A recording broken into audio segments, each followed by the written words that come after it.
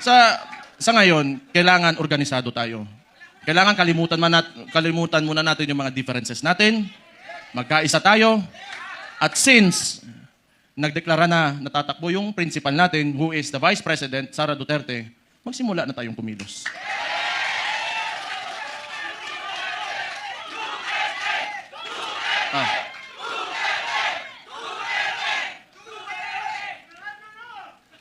Una, hindi atin ang mainstream media. Yan ang pinakamalaking, pero wala naman di maniwala na sa kanila ngayon. Actually, if you are biased ka towards the article or the headline, you will support that headline. Yung ano lang, traditionally, sanay kasi yung Pilipino na, or yung, not really the Filipinos only, but the entire world, they look up to the mainstream media kasi yun yung historically, yun talaga yung ginagamit na source of information. But we all know na it can be manipulated. And it is very well manipulated by... No, I do not blame them. May iba lang talaga na talagang rabid na anti-Duterte na mga tulad ng Rappler. Pero yung iba kasi talaga, wala yan. Matatakot talaga yan sa gobyerno. Kasi yung gobyerno, yung negosyo mo, lalapitan ka lang yan. Lalapitan ka lang ng BIR, ng ipapasarado ka, takutin ka. I know this because a lot of individuals in Davao, businessmen, were even afraid to come near me. Kasi pag manalaman ng administrasyon na yan, ni Bangag, ika-cut off, pahihirapan, gamitin yun. The bureaucracies of the government have been weaponized by this administration. So intindihin na natin yun. Intindihin na natin yun. What we can do is, we go back to the roots, we campaign for our candidate. Wala rin naman tayo, kasi hindi rin naman tayo papansinin ng mga mainstream media because, lahat, masang Pilipino man tayo. So we do what we do best. 2016, anong ginawa nyo? Walang campaign materials na mabibigay yung tatay ko? Anong ginawa nyo? Kayo gumawa sa sako. Then this will be 2016 all over again. Let's reclaim the country and give it back to the people.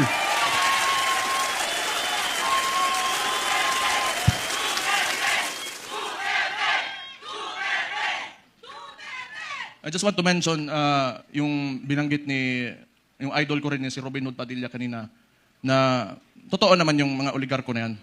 They are in control. Walang nawawalang oligarko sa buong mundo. Lahat ng nations in the entire world have oligarchs.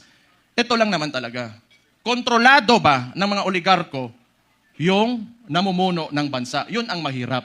Ang kailangan natin, they have to be separate so that yung leader of that country can protect the people from exploitation of these oligarchs. Kaya hanggang ngayon, ayaw pa rin nila sa amin dahil binangga yan, walang iba kundi si Rudy Duterte lang.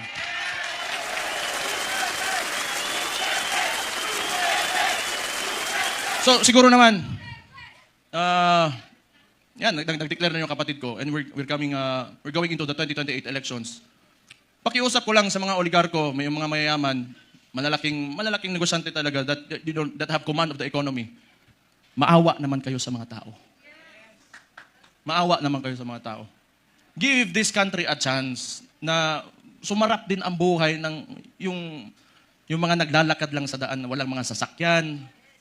Yung sinabi ko kanina, it really breaks my heart.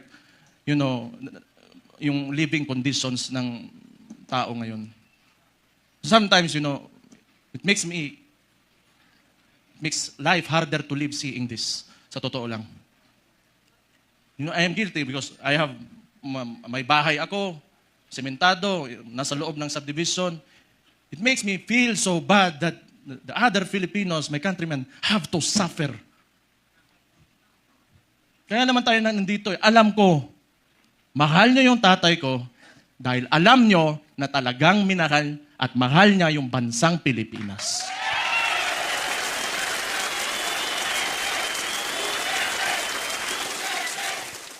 We have to, turn this around. We have to make this country turn around. Hindi pwedeng ganito. Andun na tayo. Alam ko, kahit yung tatay ko nasa Netherlands, binigay sa mga dayuhan.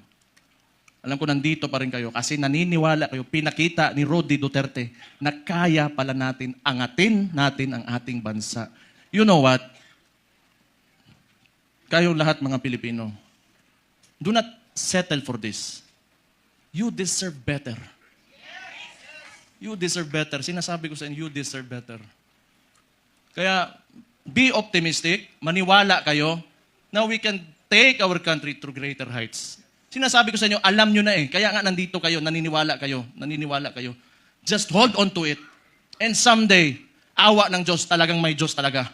And may hustisya talaga. Makakamit natin ang Pilipinas natin na pinapanaginip natin.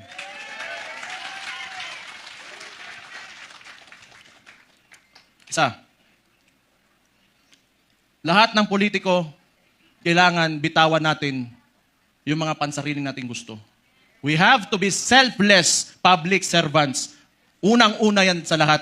Kung gusto natin talaga umangat itong bansa natin. Sabihin na natin, may nakawan nangyari, bigayan ng pera, whatever. That should be enough. Nagkaroon na kayo ng presidente that tolerated it. So what's next? Dadagdagan nyo pa? Nagpasarap na kayo ng sobra-sobra. Gusto nyo pa? You know, kung swerte na kayo sa buhay, it's time you give back to the people. Huwag niyong pahirapan yung mga tao. Tama na yan. Okay na yan. Siguro yung mga anak nyo maka-aral sa abroad, you can eat, in a very nice restaurants. Tama na yan. That's okay. Isang ulo lang naman ang kailangan namin. Ang ulo ni Bongbong Marcos!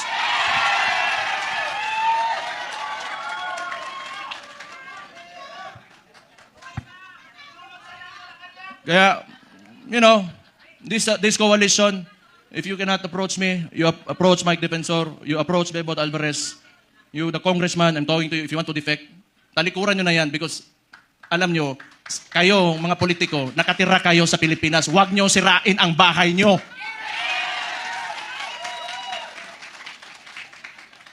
Tanawa, nasuko na po ko. Pero,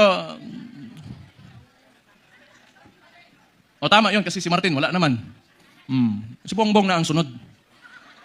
Tama yun. Si Martin yung talagang mautak na marunong magmaniobra ng Congress eh. Ngayon, baka si Charis.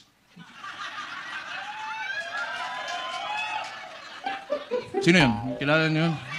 Charis. Oh.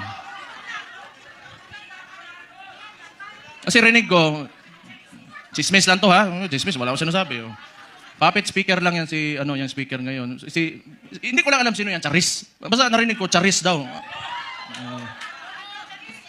Patay. Hala mo diha. Basta ako, nagsalita na ako. Yun yung nasa puso ko, yun ang nasa isipan ko. Kung maniwala kayo, okay. Hindi kayo maniwala, okay lang din.